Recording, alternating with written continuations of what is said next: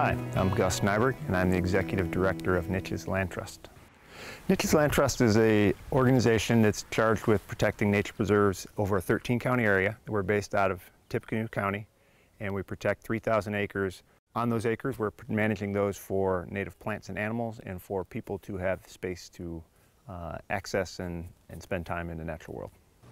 The Fisher Oak property and complex of properties, we have a goal through research, through discussions with various scientists, that we believe we need about 1,000 acres of contiguous protected habitat in order to make sure that bull snakes, blue racers, box turtles, and a number of small vertebrate species have enough space to thrive. There's a lot of people who have a very authentic desire to see their lands protected and not to see them developed. And we're positioned ourselves to be that agency to help fulfill people's dreams for their property. This was purchased in about 1940, right before my father got married to my mother, and he wanted a house for them to move into. I was born and raised basically here. I wanted to preserve this situation the best I could because of my father and what he had done with this land.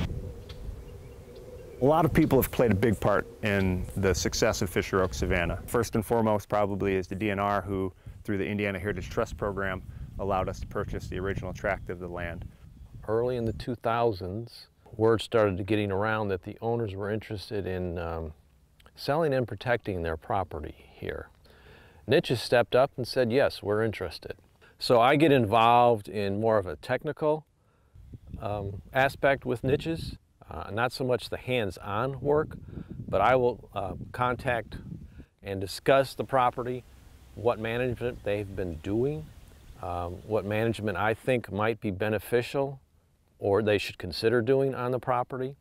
Natural Resource Conservation Service, through the Wetland Reserve program, allowed us to restore the southern 67 acres, which involved 3 tile systems being disabled and bringing wetlands back to that particular property. The first thing we look at on the land is where are those areas that have hydric soil, which were soils that were formed under wetland conditions but were drained sometime in the past so they can be farmed. So we look at those areas and determine what would we need to do to try to restore that hydrology or the capability of the land to hold water.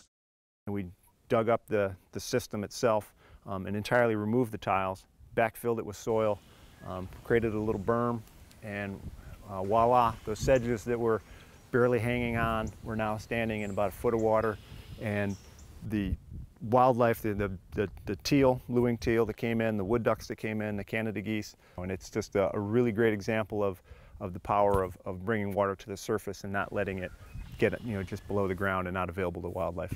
Thousands of frogs, and the tree frogs, our leopard frogs, and our bullfrogs, and after 21 years that year, I hardly ever heard a frog back here, and now they're back. Without the seed that was available from Spence Nursery, we wouldn't have had the success that we've had on that particular piece of property. It's a local genotype seed, all point located from Indiana, and actually within about 8 miles of Fisher Oak Savanna. We made it more of a low stature prairie, excluded the tall grasses like big blue stem and Indian grass in favor of the lower stature prairie drop seed and little blue stem, and that worked out really well. And in fact, there were probably a half dozen or more Henslow sparrows, which is a grassland bird that likes low stature, heavy, short grasses like that, and they were out there singing, doing a really good advertisement for the prairie on our field day that we had there in mid-July. We've done several different projects with NICHES at Fisher Oaks, a couple of prairie plantings. We've also done some wet prairie sedge meadow work with them too, and then just fairly recently we did some work where they were actually going into some of the planting areas and getting rid of some invasive native species, but like cottonwoods and maples, which could really dominate a sedge meadow area and shade out everything they were trying to grow that really belongs there. In this part of the Midwest and North America, we get an ample enough rain to grow trees everywhere. Without some sort of disturbance like fire, the prairie there, the prairie and the savanna behind us would all be thick with trees, and it wouldn't be capturing that light before it got to the ground. And species that need that, whether it's Henslow sparrows and grasshopper sparrows in the prairie, or it's red-headed woodpeckers in the savannas. If they don't have that open structure, they disappear, and the same thing for the flowers. The whole system doesn't work unless fire is back in the system, and it's absolutely essential ingredient. We try to get it back about every 3 to 4 years on any particular piece of the property. We're doing a floristic quality analysis, which is basically an effective way for botanists to determine a site's ecological significance or quality. The study started in 2006 of the restoration at Fisher Oak Savanna. That year and in subsequent years in 2010 and 2015, the floristic quality analysis has shown that Fisher Oak Savanna is one of the highest quality restorations in the whole state.